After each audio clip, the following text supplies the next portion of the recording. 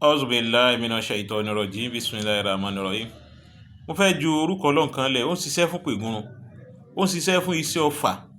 Ó dẹ̀ ń ṣiṣẹ́ fún gbogbo àbàwọ́n tó bá wà lára èèyàn.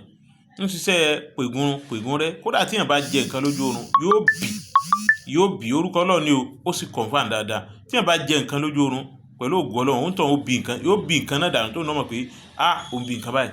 Lọ bá mi gẹ́ẹ̀tì omi òjò. Àmọ́ èyí tó dáadáa jù omi sẹ́msẹ́m la máa ń lò fún. Àǹtú la lè lò ní àǹtúbọ̀ tó dáa tí èèyàn bá lè kà fún rárá rẹ̀. Kí ni tó wà ká? Ọkọ̀ bá mi ká, ó ṣe bismillahir rahmanir rahim. Súrà mẹ́fà náà la ní láti kà. Súratu Fatiha, alhamdulillahi rabbil alamin arrahmanir rahim maliki yawmiddin. Àti ayatul kursi, Allahu la ilaha illa huwal hayyul qayyum. Lẹ́yìn ìgbà náà, ó wá ṣe kul ya ayyuhal kafirun, kul huwallahu ahad, kul a'udhu birabbil falaq, kul a'udhu birabbin nas. Àmọ́ wá ní májẹ̀mú tó ṣiṣẹ́. Ó ní májẹ̀mú tó ṣiṣẹ́. Ọlọ́run wọlé àwọn àgbàlagbà tí wọ́n lò tó sì ń rí bẹ́ẹ̀. Kódà kéèyàn lò tó bá lò ní ìjọ́ kìíní, ìjọ́ kejì, ìjọ́ kẹta, kódà kó jẹ nǹkan lójú oorun yóò bì tí ó pọ̀ tẹ́yìn kó rí pó bì tó bá nígbà tó àníyàn rẹ̀ bá gbé. Ọlọ́run ṣe bismillahir rahmanir rahim. Alhamdulillahi rabbil alamin arrahmanir rahim maliki yawmiddin iyyaka na'budu wa iyyaka nasta'in ihdinas siratal mustaqim siratal ladzina an'amta alayhim ghayril maghdubi alayhim waladdallin àmín. Ó ṣe nígbà 7 times. Ó wá sọ pé bismillahir rahmanir rahim. Bismillahi arki nafsi wallahu yasini min kulli shay'in yudini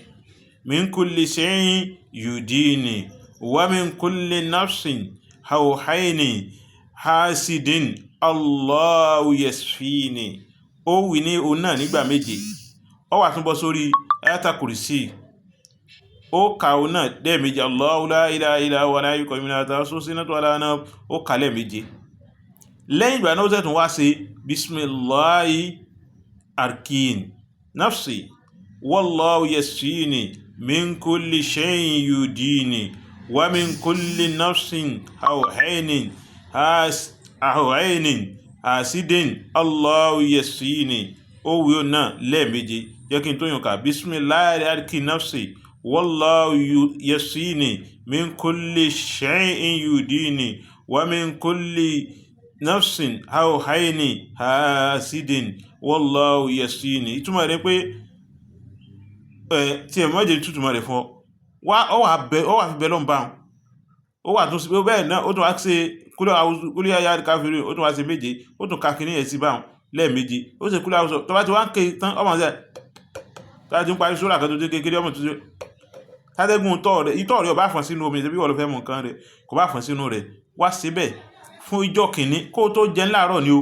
Láàárọ̀ kó tó jẹun kó fi tẹ́lẹ̀ ẹnu. Síbẹ̀ fún ìjọ́ kejì, síbẹ̀ fún ìjọ́ kẹta. Ìjọ́ kan ti pẹ́ jù. Ìjọ́ kan gan ti tó. Ìjọ́ kìíní, ìjọ́ kejì, ìjọ́ kẹta. Wà dúpẹ́ fọ́lọ́run. Assalamu alaikum warahmatullahi wabarakatuh. Pègún rẹ́, pègúnrún.